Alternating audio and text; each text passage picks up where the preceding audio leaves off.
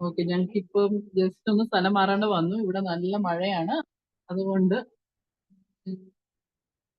ഇങ്ങനെയുള്ള ഒരു ക്ലൈമറ്റ് ഒക്കെ വരുമ്പം ഇവിടെ ഫ്ലൈറ്റ് പോയല്ല, മലയിലേക്ക് ഫ്ലൈറ്റും ഹെലികോപ്റ്ററും ഒക്കെ ആ സമയത്ത് പോയി, ബിക്കോസ് ഇറ്റ്സ് വെരി ഫോഗി. യാ അപ്പൊ നമ്മൾ എവിടെയായിരുന്നു നിന്നത്? നമ്മുടെ ലൊബൂച്ചയില് അല്ലെ? ലൊബൂച്ചയിന്ന് പിന്നെ പിറ്റേ ദിവസം അതിരാവിലെ നല്ല തണുപ്പായിരുന്നു ബീച്ചുകളൊക്കെ. നമുക്ക് സ്ലീപ്പിംഗ് ബാഗ് ആയിരുന്നു. എന്നത് -7 ഉണ്ട്. പിന്നെ സ്ലീപ്പിംഗ് ബാഗിലും കിടക്കുമ്പോൾ നമ്മൾ മാക്സിമം ഡ്രസ്സ് കുറഞ്ഞു കിടക്കുന്നതാണ് നല്ലത്. നമ്മുടെ ബോഡി തന്നെ അഡാപ്റ്റ് ചെയ്യും ഹീറ്റല്ല. ഉറങ്ങാൻ പറ്റും, പക്ഷെ നമ്മൾ രാത്രി ഇടയ്ക്കിടയ്ക്ക് ഈവൻ അന്ന് രാത്രി നമ്മൾ എനിക്കൊന്ന് സ്ലീപ്പിംഗ് പീൽ എടുത്തായിരുന്നു ത്രൂ ഔട്ട് ഒന്നുകൂടെ ഉറങ്ങാൻ. പക്ഷേ നമ്മളൊരു മിഡ് നൈറ്റ് വരെ അതെ നല്ല ത്രൂ ഔട്ട് സ്ലീപ്പ് കിട്ടി. അത് ഞങ്ങളൊരു 8:30 കയറി കിടന്നു. വൈകുന്നേരം എപ്പോഴും എല്ലാ ദിവസവും 6:30 നമ്മൾ വീട്ടിലായിരുന്നു. അപ്പൊ നമ്മൾ നേരത്തെ കിടന്ന് ഉറങ്ങും. പക്ഷേ 12 o'clock ആകുമ്പോൾ മിഡ് നൈറ്റ് ആകുമ്പോൾ അത് ആ മൗണ്ടൻ ഉള്ള ഒരു നാച്ചുറൽ സംഭവമാണ്. ത്രൂ ഔട്ട് കിട്ടാൻ ബുദ്ധിമുട്ടാണ്. അത് കഴിഞ്ഞിട്ട് പിന്നെ ഉറക്കമൊന്നും അത്ര ശരിയായില്ല. ചിലപ്പോ പോയായിരിക്കും, ചിലപ്പോ ചുമ ഇഷ്യൂസ് കാണും. അങ്ങനെ പിന്നെ പിറ്റേ ദിവസം രാവിലെ ബ്രേക്ക്ഫാസ്റ്റ് എല്ലാം കഴിഞ്ഞു ഗോരാക്ഷേപ്പിലേക്കുള്ളതാണ്. That's the big day. അതായത് നമ്മുടെ യാത്ര ലൊബൂച്ചേന്ന് ഗോരാക്ഷേപ്പിൽ നിന്ന് ലഞ്ച് കഴിഞ്ഞിട്ട് EBCയിലേക്ക്, എവറസ്റ്റ് ബേസ് ക്യാമ്പിലേക്കുള്ള നടപ്പാണ്. ഓക്കെ, പക്ഷെ നമ്മൾ ഈ ഇവിടെ തന്നെ തന്നെ ഷൂ ഒക്കെ ഒന്ന് കെട്ടണമെങ്കിൽ എല്ലാത്തിനും എനിക്ക് ടൈം എടുക്കും. ലൈക് ഷൂ കെട്ടുന്നതിന് എല്ലാത്തിനും ഒന്നും പോയി കഴിയുമ്പോൾ തന്നെ ഞാൻ കഥയ്ക്കുന്നുണ്ടായിരുന്നു നന്നായിട്ട് ശ്വാസം കിട്ടാൻ. ഞാൻ പക്ഷെ ഓക്സിജൻ സാച്ചുറേഷൻ മനഃപൂർവ്വം ഞാൻ ചെക്ക് ചെയ്തില്ല. എനിക്ക് നേഴ്സ് ആയതാണ്, എനിക്കതൊക്കെ കാണുമ്പോൾ എനിക്ക് ആൻസൈറ്റി ആകും. സോ അതാണ് ഞാൻ ചെക്ക് ചെയ്തില്ല. അതെ, ലൊബൂച്ച വെച്ച് ഞാൻ ചെക്ക് ചെയ്തായിരുന്നു. അപ്പം എത്രയായിരുന്നു? എൻ്റെ 80+ നിന്റെ പറ്റി ചെക്ക് ചെയ്തായിരുന്നു. നീ നോക്കിയില്ലെന്നേ ഉള്ളൂ. പക്ഷെ എന്നതായാലും പിറ്റേ ദിവസം രാവിലെ ഗോരക്ഷേപ്പിലേക്ക് പോകുന്ന വഴിക്ക് അന്ന് എനിക്ക് രാവിലെ തന്നെ വിശപ്പ് തന്നെ കാര്യമായിട്ട് ഇല്ലായിരുന്നു. അന്ന് ഞാൻ എന്നായിരുന്നു ബ്രേക്ക്ഫാസ്റ്റ് കഴിച്ചത് പോറേജ് ആയിരുന്നു. പക്ഷെ ഒരു ടേസ്റ്റ് ഇല്ല. അവിടുത്തെ ഹണിക്കൊക്കെ ഒരു ടേസ്റ്റ്. അത് നമ്മള് ഹൈറ്റ് കൂടുന്ന അനുസരിച്ച് ഭക്ഷണത്തിന്റെ ക്വാളിറ്റി കുറയും, ടേസ്റ്റ് കുറയും. അത് ഞങ്ങളുടെ ഗൈഡ് നേരത്തെ പറഞ്ഞായിരുന്നു. അപ്പോൾ അതുവരെ എനിക്ക് അത്ര കുഴപ്പം തോന്നിയില്ല. പക്ഷെ അന്ന് രാവിലെ തൊട്ട് എനിക്ക് ഇച്ചിരി ഒരു അസ്വസ്ഥത തോന്നാൻ തുടങ്ങി. പിന്നെ ഗോരാക്ഷേപ്പിൽ നടക്കുമ്പം പെട്ടെന്ന് തന്നെ എനിക്ക് ക്ഷീണം, അതായത് ഭയങ്കര തലവേദന തുടങ്ങിയായിരുന്നു. എനിക്ക് ലൊബൂച്ചെന്ന് ഇറങ്ങിയപ്പോൾ തന്നെ എനിക്ക് തലവേദന ഫീൽ ചെയ്യാൻ തുടങ്ങി. അപ്പൊ ഞാനൊരു ഗുളിക എടുത്തു രാവിലെ തന്നെ. തലവേദന ഉണ്ടായിരുന്നു. പക്ഷെ ഒരു പാരസെറ്റമോൾ എടുത്തപ്പോൾ തന്നെ അത് മാറിയായിരുന്നു എൻ്റെ അടുത്ത്. പക്ഷെ ഇത് പാരസെറ്റമോൾ രാവിലെ എടുത്തിട്ടും അതിനൊരു കുറവ് വന്നില്ല. പിന്നെ ഒരു 1-2 hours കഴിഞ്ഞപ്പം ഞാൻ ഒരു നോവാൽജി എന്ന് പറഞ്ഞത് മൈഗ്രെയിന് വരുന്ന ആ ഒരു ഗുളിക എടുത്തു. അപ്പോൾ നോവാൽജീൻ എടുത്തപ്പം ഒന്നും മാറുന്നില്ല. അപ്പൊ നല്ല ക്ഷീണം, നല്ല സ്ട്രെയിൻ. എനിക്ക് ഇച്ചിരി നടക്കാൻ അന്ന് നല്ല ബുദ്ധിമുട്ടായിരുന്നു. ചേച്ചി ഓർക്കണം, ചേച്ചി ഭയങ്കര എനർജറ്റിക് ആയിട്ട് നടക്കുന്ന ആളാണ്. അതുവരെ എനിക്ക് ഒരു കുഴപ്പമില്ലായിരുന്നു. അപ്പൊ ഇപ്പൊ ഗോരക്ഷേപ്പ് എന്ന് പറയുമ്പോൾ നമ്മൾ 5000 മീറ്ററിന് മേളിലായി. ഓക്കെ, അപ്പം ഗോരക്ഷേപ്പിലേക്ക് ചെന്നപ്പം ഇവിടെ ബാക്ക്ഗ്രൗണ്ട് കൊടുക്കാൻ സംസാരിക്കുന്നുണ്ട്. കുഴപ്പമില്ലെന്ന്. ഇവിടെ ഞങ്ങൾ റെസ്റ്റോറന്റ് അകത്താണ്. അപ്പം ഇവിടെ ഇച്ചിരി ബാക്ക്ഗ്രൗണ്ട് ഒച്ചയൊക്കെ കാണും. I hope you can still hear us. എന്നിട്ട് ഗോരക്ഷേപ്പിലോട്ട് ഞാൻ ഭയങ്കര സ്ലോ ഡൗൺ ആയി. അങ്ങോട്ട് എത്തിയ ചേച്ചി ആക്ച്വലി എത്തിയപ്പോ തന്നെ ഞാൻ ആക്ച്വലി ഇതിന്റെ ഇടയ്ക്ക് പകുതി വെച്ചായിരുന്നു കുതിരേനെ വീണ്ടും റെന്റ് എടുത്തു. കാരണം എനിക്ക് പറ്റുന്നില്ല, നടക്കാൻ പറ്റുന്നില്ല. ദാറ്റ്സ് അത്രയും എനിക്ക് പാടായിരുന്നു. ശ്വാസം മുട്ടലും കാര്യങ്ങളൊക്കെ ആയിരുന്നു. അപ്പൊ ഞാൻ ചേച്ചി ആദ്യമായിട്ട് ജീവിതത്തിൽ ആദ്യമായിട്ട് ഞാൻ ചേച്ചിനെ കണ്ടത് ഹോട്ടലിലെത്തി.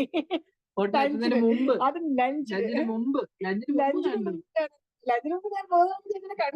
നമ്മൾ കണ്ടു. ഓൺ ദ വേ ഞാൻ അവിടെ കണ്ടു.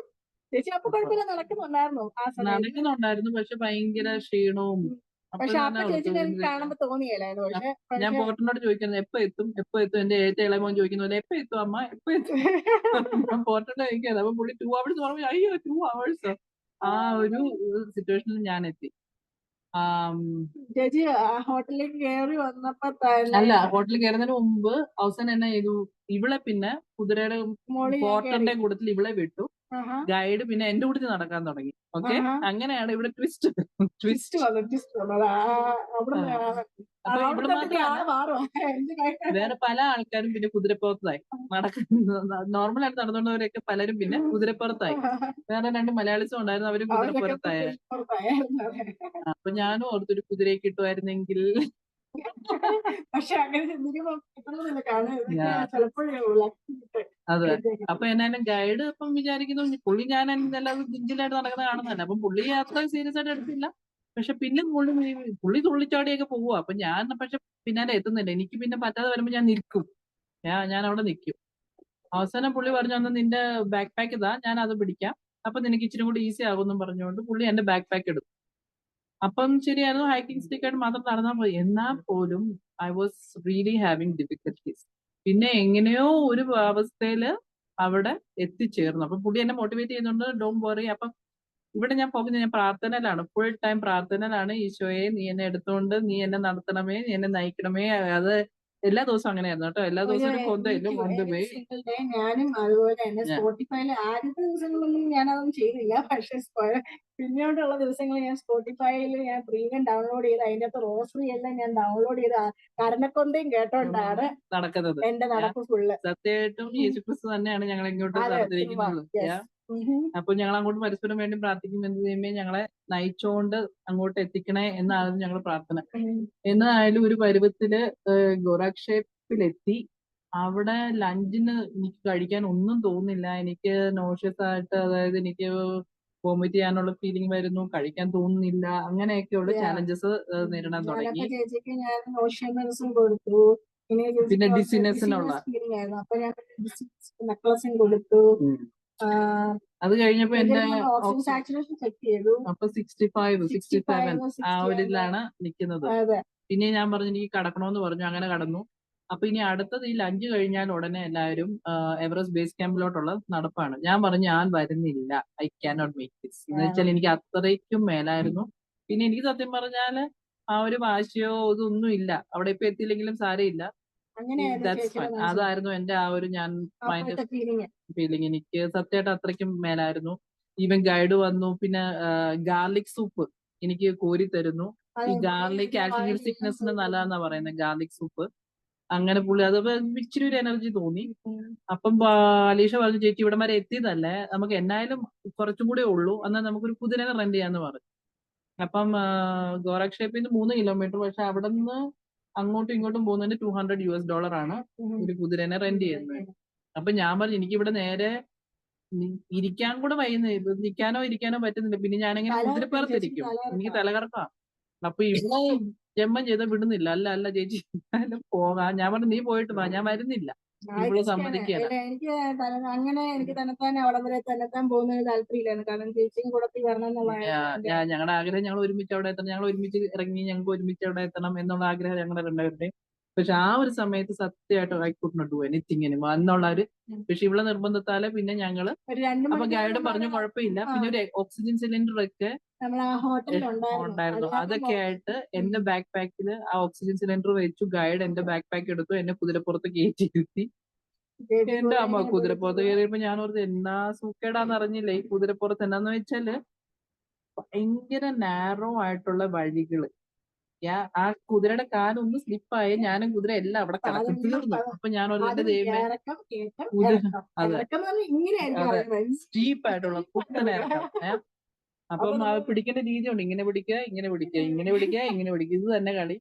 കാലൊക്കെയാണ് ക്രാമ്പായിട്ട് വീണ് ടെൻഷൻ അടിച്ചായിരുന്നു. അപ്പൊ ഞാൻ പറഞ്ഞു എന്റെ പൊന്നി കുതിരപ്പുറത്തുനിന്ന് വീണ് മരിക്കാനാ എന്നെ ഇങ്ങോട്ട് കൊണ്ടു, എന്നൊക്കെയോട് 100,000 തോട്ടുകളാണ് തലയിൽ കൂടെ പോകുന്നത്. അപ്പൊ ഞാൻ എന്റെ ദൈവം എനിക്ക് ഏത് നേരത്താണോ ഇതിന് ഓക്കെ പറയാൻ തോന്നിയത്, പല ദേഷ്യം വരുന്നു, പേടി വരുന്നു, മൊത്തത്തിലൊരു ഇതാണ്, കൺഫ്യൂഷൻ ആണ് അവിടെ.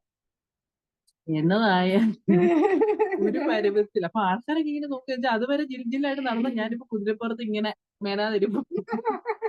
അപ്പൊ ഞങ്ങളുടെ ഗൈഡാണെങ്കിൽ കുതിരയുടെ സൈഡിലും പിന്നിലും മുമ്പിലും ഒക്കെ ആയിട്ട് ഇങ്ങനെ ഓടി ഓടി ഓടി നടന്ന് ഓടിയും ചാടിയൊക്കെ നടക്കും. അപ്പൊ ഞാൻ പറഞ്ഞു ഇവരുടെ സ്റ്റാമിന എന്നായാലും സമ്മതിക്കണം. അതിന്റെ ഇടയ്ക്ക് കുതിര നിർത്തുന്നു, കുതിര കുലുങ്ങുമ്പോൾ നമ്മൾ കുലുങ്ങും. അപ്പൊ ഞാൻ എന്റെ അമ്മ തെറിച്ചു പോകാതിരുന്നാ മതിയാ. മാതാവിനെ ഈശ്വരനെ കെട്ടിപ്പിടിച്ചാണ് ഈ കുതിരപ്പുറത്തിരിക്കുന്നത്. എന്നായാലും അവിടെ എത്തിച്ചേർന്നു. പിന്നെ എന്നെ എമർജൻസി എന്ന് പറഞ്ഞ് എനിക്ക് ഓക്സിജൻ ലെവൽ കുറവാണോ എന്നും പറഞ്ഞുകൊണ്ട് ക്യൂ എല്ലാം ജമ്പ് ചെയ്തു. ഞങ്ങള് രണ്ടുപേരും കാര്യങ്ങളൊക്കെ നല്ല ക്ലിയർ അത് കാണാറുണ്ട്. അതെ, ഞങ്ങള് സൈഡിൽ കൂടെ കാണുന്നുണ്ട്. പക്ഷെ എന്നാലും നമ്മുടെ കേട്ടോ. അവിടെ തൊട്ട് നല്ല സീനിക്കായിരുന്നു, പറയാതിരിക്കാൻ പറ്റില്ല. നമുക്ക് പോകുന്നവരെല്ലാം നല്ല കാണാനും ബ്യൂട്ടിഫുൾ ആയിരുന്നു.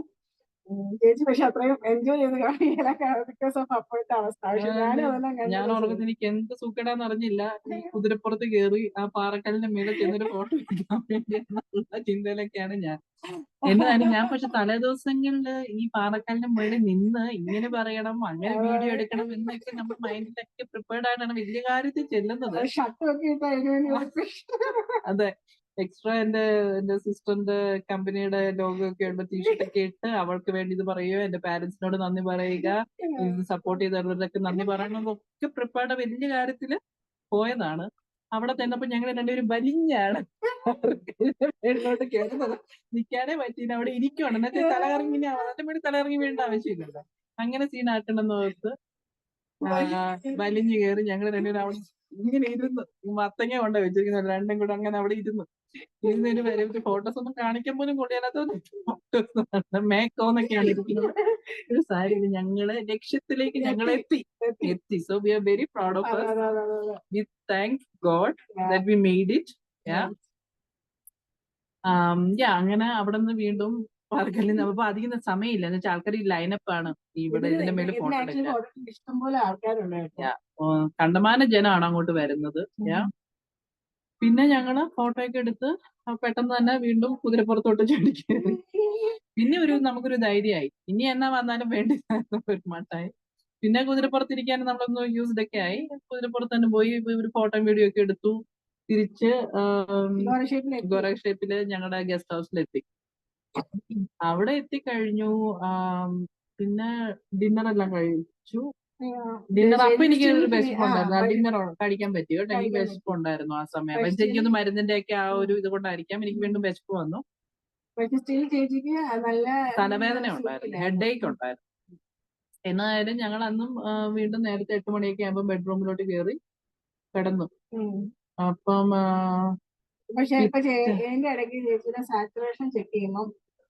പിന്നെ രാത്രിയായപ്പോ എനിക്ക് നല്ല തലവേദന കൂടി, ഞാൻ ഉണർന്നു. അപ്പൊ ഇവക്ക് ഇടയ്ക്ക് രാത്രി ചുമ ഉള്ളതുകൊണ്ട് ഇവള് ശരിക്കും ഉറങ്ങുന്നില്ല. അപ്പം ചോദിച്ചു എന്നാ ചേച്ചിന്ന് ചോദിച്ചാൽ പറഞ്ഞു എനിക്ക് നല്ല തലവേദനയാണ്. അപ്പോൾ അവൾ നമുക്ക് ഓക്സിജൻ ലെവൽ ഒന്ന് ചെക്ക് ചെയ്യാന്ന് പറഞ്ഞു. 35. അപ്പൊ എനിക്ക് മെഡിക്കൽ ഇതിലൊന്നും അറിയാൻ മേലാത്തോണ്ട് എനിക്ക് അങ്ങനെ ഒന്നും പ്രത്യേകിച്ച് ഒന്നും ഫീൽ ചെയ്തില്ല. ഇവക്ക് അപ്പോഴേ സംഭവം പിടികിട്ടി. ഉടനെ ഞങ്ങളുടെ ഗൈഡിനെ വിളിച്ചു. ഗൈഡ് പിന്നെ ഓക്സിജനുമായിട്ട് സിലിണ്ടറുമായിട്ട് വന്നു. അവിടെ 2 സിലിണ്ടർ ഉണ്ടായാലും ഒരെണ്ണം തീരാറായി, മറ്റത് ഇങ്ങനെ ഇച്ചിരി ഉണ്ട്. അപ്പൊ എന്നിട്ട് ചേച്ചീനെ ആക്ച്വലി അവര് പറഞ്ഞു 1 ലിറ്റർ വെച്ചാൽ മതി, 1 ലിറ്റർ കഴിയുമ്പോൾ കുറെ നേരം കഴിയുമ്പോൾ കുറച്ച് ആയിക്കോളും എന്ന് പറഞ്ഞു. അങ്ങനെ അവര് പോയി കഴിയുമ്പോൾ ഉടനെ ഞാൻ അറ്റ്ലീസ്റ്റ് 2 ലിറ്റേഴ്സിൽ, യൂഷ്വലി നമ്മൾ ഹോസ്പിറ്റൽ സെറ്റിംഗ് ആണെങ്കിൽ ഇതിലൊന്നും നിൽക്കേണ്ട ആളല്ല, IC കിടക്കേണ്ട ആളായിരിക്കും. പക്ഷെ നമ്മളപ്പം പിന്നെ 2 ലിറ്റേഴ്സിൽ വെച്ച്, കാരണം ഇതിന് ഇത്രയ്ക്കുള്ള ഓക്സിജന് ആ സിലിണ്ടറിലുള്ളൂ. അപ്പൊ നമുക്ക് അത് മോർണിംഗ് വരെ നമ്മള് അവത്തെ നിർത്തിക്കണം. അപ്പൊ നമുക്ക് ഇതിന്റെ ഇടയ്ക്ക് റെസ്ക്യൂ ഹെലികോപ്റ്റർ ഒന്നും രാത്രി വരികയില്ല. പിന്നെ തലേദിവസം എനിക്ക് മേലായിരുന്നതുകൊണ്ട് തന്നെ നമ്മുടെ ഹെലികോപ്റ്ററിനെ കുറിച്ച് ഗൈഡ് അന്വേഷിക്കാൻ തുടങ്ങിയായിരുന്നു. ഓൾറെഡി ടൂർ ഓപ്പറേറ്റർ മെയിൻ ബോസിനോട് പറഞ്ഞു. അങ്ങനെ അന്വേഷിച്ചു.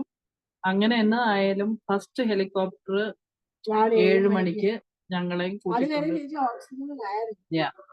3 വരെ ഓക്സിജനിലായിരുന്നു. എന്നാലും ഇതൊക്കെ വെച്ചാലും ഡ്യൂപ്ലിക്കേഷനും ഓക്സിജൻ സാച്ചുറേഷൻ 65-70 അങ്ങനെയായിരുന്നു. 70 എത്തില്ല, 65 ആയിരുന്നു. 67 എന്റെ 75 ആയിരുന്നു ഓക്സിജൻ സാച്ചുറേഷന്, ചേച്ചിയുടെ 65 ലെവലായിരുന്നു. എന്നിട്ട് നമ്മള് ഹെലികോപ്റ്ററിൽ രാവിലെ കഴിച്ചൊന്നുമില്ല. ബ്രേക്ക്ഫാസ്റ്റ് രാവിലെ 6 മണി ഞങ്ങൾ 5 മണിക്ക് എഴുന്നേറ്റു. നമ്മൾ വെയിറ്റ് ചെയ്ത് ഹെലികോപ്റ്റർ. കാരണം ഇടയ്ക്ക് ലുക്കിലേന്ന് വെതർ ബാഡ് ആയതാണ് ഹെലികോപ്റ്റർ വരുന്നില്ലായിരുന്നു.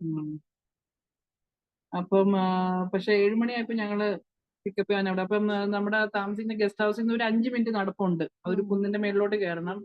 ആ കുന്നിന്റെ മേളിലോട്ട് കയറാനൊക്കെ അത്ര ഈസി അല്ലായിരുന്നു. പിന്നെ ഗൈഡ് ഉന്തിപ്പിടിച്ചാണ് ഞങ്ങളെ. ഞാനൊരു രീതിയിലാണ് കയറുന്നത്. പക്ഷെ അത് ചേച്ചിയുടെ ഗൈഡും പിടിച്ചു, എന്റെ സമയം ഓട്ടറും എന്റെ കൈ പിടിച്ചാണ് വലിച്ചോട് ഞങ്ങളെ കൊണ്ട് മുകളിലേക്ക് പോയത്. പക്ഷെ ഭയങ്കര പാടായിരുന്നു ആക്ച്വലി. അത് ചെറിയൊരു കുന്നാണേലും ആ കുന്നിന്റെ മുകളിലേക്കൊന്നും കയറിപ്പെടാൻ അവിടെയാണ് ഹെലികോപ്റ്ററിന്റെ ആ ഒരു പറയുന്ന ഹെലിപ്പാഡ്. പക്ഷെ അപ്പം ആ ചെറിയ കുന്നിലേക്ക് കയറാൻ തന്നെ നമുക്ക് നല്ല ബുദ്ധിമുട്ടാണ്.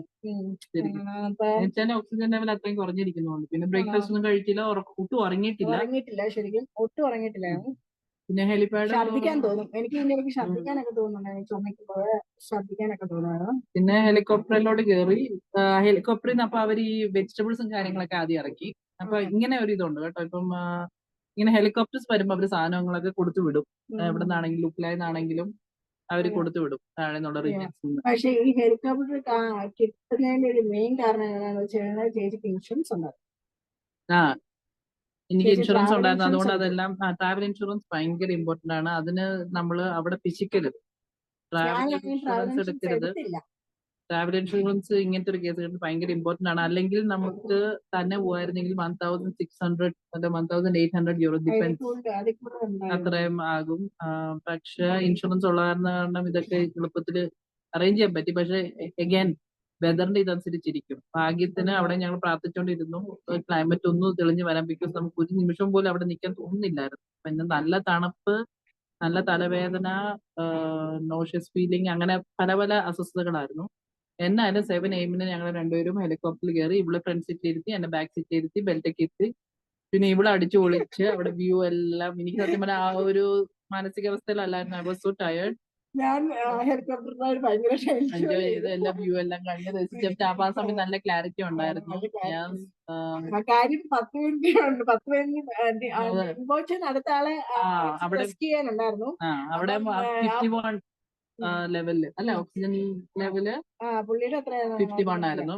പക്ഷെ അപ്പനും മോളും. അപ്പൊ അപ്പന് അങ്ങനെ ഓക്സിജൻ. പക്ഷെ എനിക്ക് ആ പോകുന്ന വഴിക്ക് ഞാൻ ശരിക്കും എൻജോയ് ചെയ്തു. ഭയങ്കര വ്യൂ ആയിരുന്നു. ഞാൻ വീഡിയോ എടുക്കുന്നതിനിടയ്ക്ക് എന്നോട് പുള്ളി പറഞ്ഞു സ്റ്റോപ്പ് ടേക്കിംഗ് വീഡിയോ. അപ്പൊ പിന്നെ അവിടെ വീഡിയോ എടുക്കുന്നതിന് കുഴപ്പമില്ല. പക്ഷെ ഹെലികോപ്റ്ററിന്റെ അകത്ത് വീഡിയോ എടുക്കരുതെന്നുണ്ട്. കോക്പിറ്റ് ഒന്നും എടുക്കാൻ പാടില്ല. പക്ഷെ പുറത്ത് വ്യൂ എടുക്കുന്നതിന് കുഴപ്പമില്ല. ഇവിടെ പക്ഷെ അറിയാതെ ക്യാമറ ഒന്ന് ജസ്റ്റ് അകത്തോട്ട് പോയി. അപ്പോഴാണ് അവൾ അവിടെ വഴക്ക് പറഞ്ഞത്. പക്ഷെ നല്ല ബ്യൂട്ടിഫുൾ ഞാൻ അവിടെ ഇരിപ്പുണ്ട് ഇങ്ങനെ എങ്ങനെയെങ്കിലും താഴെ എത്തിയാൽ മതി എന്നുള്ള ഇതില്. പിന്നെ ഡിങ്കോച്ചിന് മറ്റവരുമായിട്ട് കയറി. അവരും അവരുടെ 51, അവരുടെ 35 കേട്ടപ്പോ അവര് ഞെട്ടി. ഞാൻ ജീവനോട് ഇരിക്കുന്നത് തന്നെ എങ്ങനെയാണെന്ന്. പിന്നെ അത് എന്നിട്ട് ലുക്ല എയർപോർട്ടിൽ എത്തിയപ്പോ തന്നെ ബെറ്ററായി. ഒരു കാപ്പി കുടിച്ചപ്പോ ചേച്ചി വന്ന് കാപ്പി കുടിച്ചപ്പോ ചേച്ചി ഓക്കെ. അവിടെ നിന്ന് പിന്നെ ഞങ്ങൾ കാഠ്മണ്ഡുവിലേക്കുള്ള ഹെലികോപ്റ്ററിന് വെയിറ്റ് ചെയ്യുമായിരുന്നു. അതിന് നമ്മളൊരു 2 hours വെയിറ്റ് ചെയ്യേണ്ട വന്നു. അപ്പൊ ഞങ്ങളുടെ ഗൈഡ് തന്നെ വേറൊരാള് ഞങ്ങൾക്ക് പിന്നെ അറേഞ്ച് ചെയ്തിട്ടുണ്ടായിരുന്നു കേട്ടോ. ലുക്ലയില് പുള്ളിയുടെ തന്നെ ഒരു ഗൈഡ് ഫ്രണ്ട് ഞങ്ങളെ അവിടെ വന്ന് കളക്ട് ചെയ്ത് ഞങ്ങൾക്ക് ആവശ്യമുള്ള സഹായങ്ങളൊക്കെ ചെയ്തു തരും ഒക്കെ. നല്ല ഹെൽപ്ഫുൾ ആയിരുന്നു അവിടെ. പക്ഷെ കൂടുതൽ ആക്ച്വലി സഹായം വേണ്ടി വന്നില്ല. എന്നാൽ പോലും ഒരു ആൾ അവിടെ ഉണ്ടല്ലോ എന്നുള്ള ഒരു സമാധാനമായിരുന്നു. പിന്നെ അവിടെ എന്നായിരുന്നു കാപ്പി കുടിച്ചു. മൊബൈലുകളൊക്കെ ഒന്ന് ചാർജ് ചെയ്യാൻ പറ്റി. പിന്നെ അവിടുന്ന് 500 രൂപ നേപ്പാളി റുപ്പീസ് അതിനകത്തിനാണ് നമ്മൾ കൊടുത്തത്. എയർപോർട്ട് ടാക്സ് അങ്ങനെ. പിന്നെ അതെല്ലാം അടച്ചു. നമ്മൾ പാസ്പോർട്ട് കാണിച്ചു. അങ്ങനെ അടുത്ത ഹെലികോപ്റ്ററിലോട്ട് കയറി. ഹെലികോപ്റ്ററിൽ ഒരു 3/4 മണിക്കൂർ കൊണ്ട് ഞങ്ങൾ കാഠ്മണ്ഡു എയർപോർട്ടിലെത്തി. അവിടെ തന്നെ അപ്പൊ ഒരു സെൽഫി. അപ്പൊ എനിക്ക് ഓക്കെ ഭേദമായ. അപ്പൊ ഒരു സെൽഫി ഒക്കെ എടുക്കാന്ന് ഓർത്ത് ഇങ്ങനെ ഇരുന്നപ്പോ ആക്ച്വലി ആ പോകുന്ന വഴിയാണെങ്കിൽ കുഴപ്പമില്ല. കുറെ കുന്നുകളായിരുന്നു. വലിയ മൗണ്ടൻസ് കഴിഞ്ഞു. ലുക്ലൈന് പിന്നെ കാഠ്മണ്ഡുവിന്റെ അത് ലുക്ല വരെയുള്ള മൗണ്ടൻസ് ആയിരുന്നു ഹെലികോപ്റ്റർ വന്നപ്പം. ലുക്ലൈന് പിന്നെ കാഠ്മണ്ഡുവിലേക്ക് വന്നപ്പം കുന്നുകള്, ഇഷ്ടംപോലെ കുന്നുകള് നമുക്ക് കാണാം. ആക്ച്വലി ലുക്ലേക്കുള്ള ആ റോഡ് പണിയാൻ നമുക്ക് കാണാൻ പറ്റുന്നുണ്ടായിരുന്നു അല്ലേ? ആക്ച്വലി ലുക്ലേക്കുള്ള റോഡ് പണിതുകൊണ്ടിരിക്കുക. അപ്പൊ അത് നമ്മൾ കണ്ടു. ജീപ്പയിലൊക്കെ അത് നമ്മൾ കണ്ടു. ഞാൻ പണിതുകൊണ്ടിരിക്കുന്നത് ആക്ച്വലി. അങ്ങനെ നമുക്ക് കുറെ അതും ഒരു നൈസ് സീനിക് ആയിരുന്നു. വേറെ രീതിയിലുള്ള കുന്നുകളുടെ സീനിക്ക്. പിന്നെ ഞങ്ങള് ലുക്ല എയർപോർട്ട് വെയിറ്റ് ചെയ്യുമ്പോൾ ഞങ്ങളുടെ കൂട്ടത്തില് ഇബിസിയിൽ എത്തിയ ഒത്തിരി പേര് അവരും മടുത്ത് ഹെലികോപ്റ്ററിന് ലുക്ലയിലെത്തി. ചിലവര് പിന്നെ ഓർത്തു അവർ പെട്ടെന്ന് തീരുമാനിക്കും അങ്ങനെ നമുക്ക് ഗസ്റ്റ് ഹൗസിൽ വേണമെങ്കിൽ പെട്ടെന്ന് വേണമെങ്കിൽ നമുക്ക് ഹെലികോപ്റ്റർ ബുക്ക് ചെയ്യാനും പറ്റും കേട്ടോ. വെതർ ക്ലിയർ ആണെങ്കിൽ, മൗണ്ടൻ വെതർ ക്ലിയർ ആണെങ്കിൽ നമുക്ക് അങ്ങനെ ചെയ്യാൻ പറ്റും. അങ്ങനെ കുറച്ച് പേര് തീരുമാനിച്ചു നാംചി ബസാറിലേക്ക് നടക്കാം, എന്നിട്ട് നാംചി ബസാറിൽ നിന്ന് പിന്നെ താഴോട്ട് നടക്കാമെന്ന്. അപ്പൊ അങ്ങനെ പല ഓപ്ഷൻസ് ഉണ്ട്. നമ്മളിപ്പോ ഫുൾ ട്രിപ്പ് നടന്ന് താഴോട്ട് നടക്കണമെന്ന് അങ്ങനെയൊന്നും ഇല്ല, പല പല ഓപ്ഷൻസ് ഉണ്ട്. എന്നാലും കാഠ്മണ്ഡുവിൽ എത്തിയ ഉടനെ ഞങ്ങളൊരു സെൽഫി എടുക്കാൻ ശ്രമിച്ചപ്പം അത് നടന്നില്ല. കാരണം ഓൾറെഡി ആംബുലൻസ് എത്തിക്കഴിഞ്ഞായിരുന്നു എന്നെ പിക്കപ്പ് ചെയ്യാൻ. അപ്പം ആംബുലൻസ് എത്തിക്കഴിയുമ്പോൾ sorry this is not the time for taking a selfie, please get into the ambulance. പിന്നെ ആംബുലൻസിൽ എന്നെ കടത്തിക്കൊണ്ടാണ് കൊണ്ടുപോയത്. അതെ, നിലവിളി ശബ്ദമൊക്കെ ഇട്ടാണ് ഞങ്ങൾ വെള്ളിയാഴ്ച പോയത്. പിന്നെ ഒത്തിരി പേര് പിന്നെ ഞങ്ങളുടെ കൂട്ടത്തിൽ 51 സാച്ചുറേഷൻ റേറ്റ് ഉള്ള പുള്ളിക്കാരൻ പറഞ്ഞായിരുന്നു ഒരു കാരണവശാലും ഭേദമായെന്നും പറഞ്ഞിട്ട് ഹോസ്പിറ്റലിൽ പോകാതിരിക്കരുത്. പിന്നെ അങ്ങനെ ചെയ്തിട്ടുള്ളവര് തിരിച്ച് ഹോട്ടലിലോട്ട് പോയി നൗ ഐ എം ഫൈൻ എന്നും പറഞ്ഞ് തിരിച്ച് ഹോട്ടലിലേക്ക് പോയി കടന്നുറങ്ങി, പിന്നെ എഴുന്നേറ്റിട്ടില്ല, കാർഡിയാക് അറസ്റ്റ് ആയിരുന്നു. ആക്ച്വലി നമ്മള് റെസ്ക്യൂ ചെയ്യുന്നതിന് മുമ്പ് അന്നത്തെ ദിവസം രാവിലെ 8 മണിക്ക് ഹെലികോപ്റ്റർ കയറാൻ നിന്നൊരു പുള്ളി മരിച്ചു കഴിഞ്ഞു. അത് ഞങ്ങള് ലുക്ലയിൽ ഇരുന്നപ്പോ അറിഞ്ഞു. ഞങ്ങളുടെ ആ സെയിം ഡേ കവർ ചെയ്ത് കഴിഞ്ഞിട്ടാണ് പിറ്റേ ദിവസം 8 മണിക്കത്തെ ഹെലികോപ്റ്റർ കയറുന്നതിന് മുമ്പ് ആള് മരിച്ചു. ആദ്യത്തേക്കായിട്ട് മരിച്ചു പോകും. അപ്പൊ അതൊക്കെ കേൾക്കുമ്പോൾ നമുക്ക് നല്ലൊരു വിഷമമായിരുന്നു. So again grateful to God for keeping us alive. പിന്നെ ഹോസ്പിറ്റലിൽ ചെന്നപ്പം ഉടനെ അവർ ചെക്കപ്പ് എല്ലാം ചെയ്തു, ചെസ്റ്റിന്റെ എക്സ്റേ എടുത്തു, BP എല്ലാം നോക്കി, ഹാർട്ട് റേറ്റ് എല്ലാം നോക്കി, അല്ലേ എല്ലാം ഓക്കെ ആയിരുന്നു. അടിപൊളി സർവീസ് ആയിരുന്നു, ഭയങ്കര എഫിഷ്യന്റ് ആയിരുന്നു. പിന്നെ സ്വാക്കോൺ ഇന്റർനാഷണൽ ഹോസ്പിറ്റൽ, അത് ബേസിക് ആൾക്കാർ ഇതുപോലെ വരുന്ന എല്ലാവർക്കും വേണ്ടിയുള്ള ഒരു ഹോസ്പിറ്റലാണ് മെയിൻ ആയിട്ട്, ചെറിയൊരു ഹോസ്പിറ്റൽ. പിന്നെ ഉടനെ റൂമിലേക്ക് കൊണ്ടുപോയി. ഉടനെ ഞങ്ങൾക്ക് ലഞ്ചെല്ലാം കിട്ടി, നല്ല ഫുഡായിരുന്നു. So we were happy to eat something different than dal bhat. ഒരു ചേഞ്ച് ആയിരുന്നു. നമുക്ക് ശരിക്കും ഞങ്ങൾ സാലഡ് കഴിക്കും, സീസർ സാലഡ്. പക്ഷെ എനിക്ക് നേപ്പാളി ഫുഡ് കഴിച്ചു മടുത്തു. ഏറ്റവും അവസാനം ഞാൻ ആക്ച്വലി പിന്നെ പുറത്തേക്ക് ഇറങ്ങി. എനിക്ക് ദോശ എന്തെങ്കിലും കഴിക്കും, ചോറോ കറിയോ അല്ലെങ്കിൽ ദോശയോ. അങ്ങനെ ഞാനൊരു സൗത്ത് ഇന്ത്യൻ റെസ്റ്റോറന്റ് കണ്ടുപിടിച്ച് ചേച്ചി റെസ്റ്റ് എടുക്കുന്ന സമയത്ത് അവിടെ പോയി. അപ്പോൾ ചെറിയ തണുപ്പൊക്കെ ഉണ്ട് കാഠ്മണ്ഡു. അത് പക്ഷെ ഏസിയുടെ ആ ഒരു ഇത്, പക്ഷെ ഒന്നും കുഴപ്പമില്ലായിരുന്നു. നീ പുറത്തിറങ്ങിയപ്പോ. എന്നിട്ട് ഞങ്ങള് പോയി ദോശയൊക്കെ മേടിച്ച് ഞങ്ങൾ റൂമിൽ വന്നിരുന്ന് ഞങ്ങൾ ദോശയൊക്കെ കഴിച്ചു. നമ്മുടെ നാട്ടിലത്തെ അത്ര ടേസ്റ്റിനായിരുന്നു. പിന്നെ വൈകുന്നേരം ഡിന്നറും കഴിച്ചു. പിന്നെ ഞങ്ങൾ ഉച്ചയ്ക്കും ഉച്ച കഴിഞ്ഞും വൈകുന്നേരം ഫുഡൊക്കെ ആയിട്ട് അപ്പൊ എനിക്ക് ഐ ഫെൽ ബെറ്റർ നോ. അപ്പൊ എനിക്ക് വിശപ്പൊക്കെ ആയി തുടങ്ങി. പിന്നെ ഫാമിലീസിനൊക്കെ ഇൻഫോം ചെയ്തു, എല്ലാവരും സാന്ത്വനപ്പെടുത്തി എല്ലാം ഓക്കെ ആണെന്നൊക്കെ പറഞ്ഞു. നൈറ്റും കുഴപ്പമൊന്നുമില്ലായിരുന്നു, നല്ല സുഖമായിട്ട് കിടന്നുറങ്ങാൻ പറ്റി. പിറ്റേ ദിവസം ഒന്നും കൂടെ ഡോക്ടറിന്റെ റൗണ്ട്സിൽ ചെക്കപ്പ് ചെയ്തു, എല്ലാം ഓക്കെ ആയിരുന്നു.